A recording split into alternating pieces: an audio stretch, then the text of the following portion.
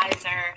And I think that we haven't quite been able to define what all those roles mean. So while I don't want anyone being yelled at on a plane. I don't want anyone yelling at me on a plane. I don't want to yell at anyone on a plane. But I think that, Ivanka's incredibly compelling brand and presence and role as a mother and successful woman, those are interesting and attractive elements of her brand. But I don't know that, where do those protections end to? Kind of would ask you the same question as the funeral but wait, that's not at all what your tweet suggested. In addition to the one that we just read, I think we can put it on the screen. My tweet didn't talk about the plane at all, actually. So what are you referring to? Within the look, Ivanka Trump was in the news because she was screamed at on the airplane, and you say, don't let her off the hook.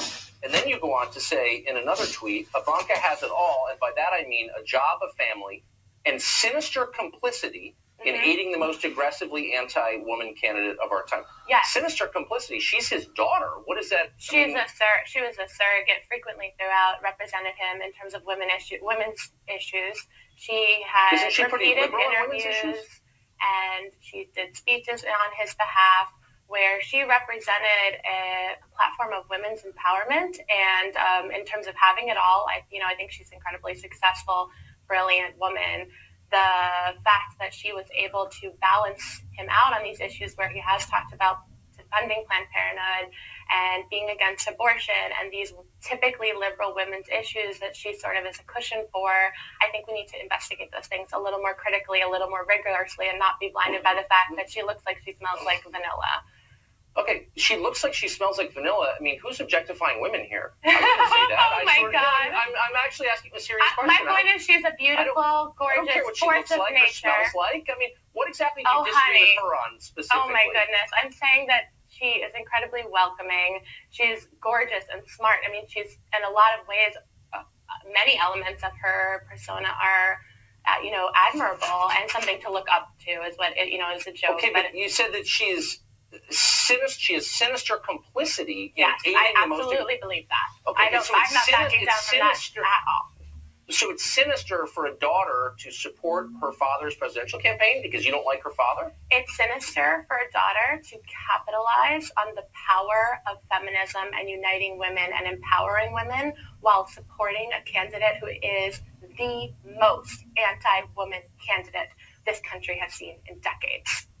What does that even mean? Like, why don't you tell? I mean, she's anti-woman because he wants to defund Planned Parenthood. I'm sorry, is that what I said? I think my earpiece might not be working because that is most certainly not what I said. Okay.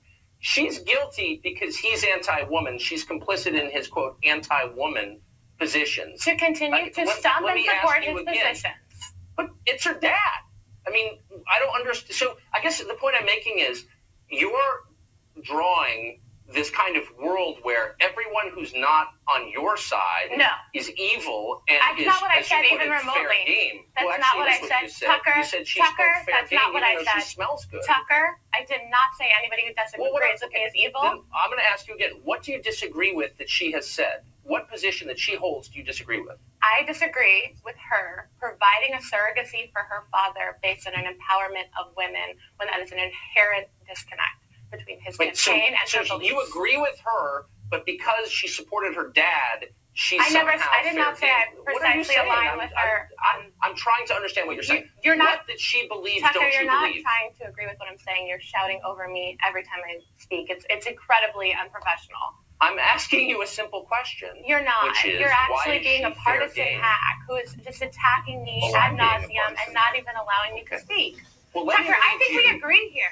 Right? No, I don't think we do. We both agree that she didn't deserve to be attacked. That some guy yelled at her on an airplane, and I said that no one. Game.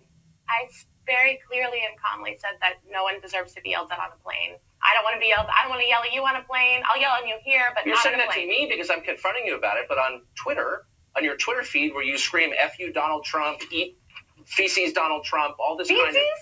Wait, what? I can't say the word you used, as you well know. I said feces, Donald Trump. That's what I said. You said eat, in effect, human feces Tucker, on Twitter. Tucker, I can't, Tucker, you are talking at this trivial, mundane level of argument. Okay. We're agreeing. Let me Tucker, can I ask you a question? Tucker, let me ask you No, to I'd like to account ask for you a something question. that you wrote. No, Tucker, and in Teen do Vogue, you or do you not agree that we deserve, as the American people, a level of transparency in terms of Ivanka's role?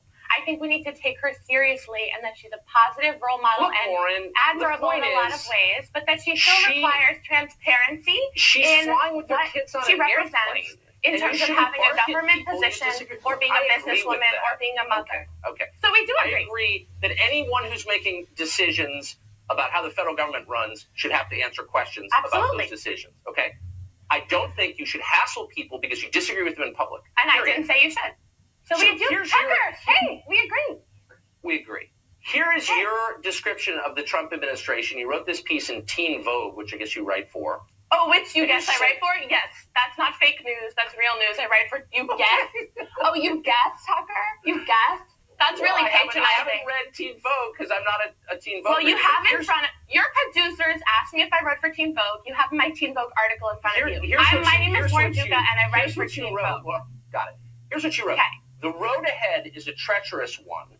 There are unprecedented amounts of ugliness to untangle, from deciding whether our president can be an admitted sexual predator to figuring out how to stop him from threatening the sovereignty of an entire religion. Yes.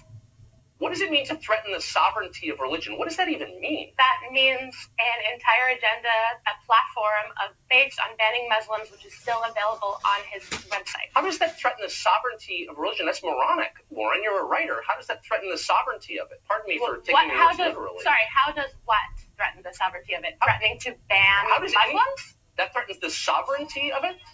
Yes, that completely, that profiles based on the basis of religion and reduces people to their beliefs and dictates what they can and cannot publicly believe. That doesn't threaten the sovereignty of it. So you also accused him on Chelsea Handler's show of, quote, committing a form of psychological abuse that makes the victim feel like they're crazy. Does Trump make you feel like you're crazy? That's the impression I'm getting.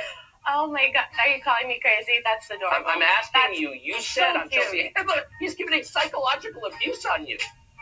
You believe that? On the American people. I believe the American people, Trump supporters, Hillary supporters, Jill Stein and her cousin, are a victim of Trump's gaslighting. What I mean by that is that he frequently contradicts objective evidence, not that he is abusing me personally. And I think you're smart enough to know that, aren't you, Tucker? I don't know. I just take your words at face value. So did you read the entire article? I did.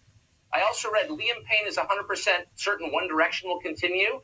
Adriana Grande rocked the most epic thigh-high boots at Jingle Bell, and Black China and Rob Kardashian went through the messiest breakup of 2016. Those are your other pieces. But I'm trying to get to what you're writing about Trump, taking a break from the thigh-high boots, and ask what you mean about him committing psychological abuse on you. A woman can love Ariana Grande and her thigh-high boots and still just letting you know that I read you in Teen Vogue as of today.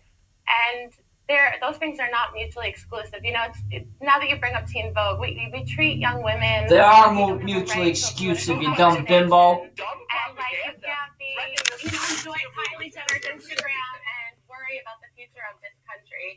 And those things are not mutually exclusive. So you know what? I did write about Ariana Grande, and I did write about the abusive, bigoted, stupid whore. About threatening the sovereignty of a whole religion. Girl's a stupid whore. Talking in circles the whole time.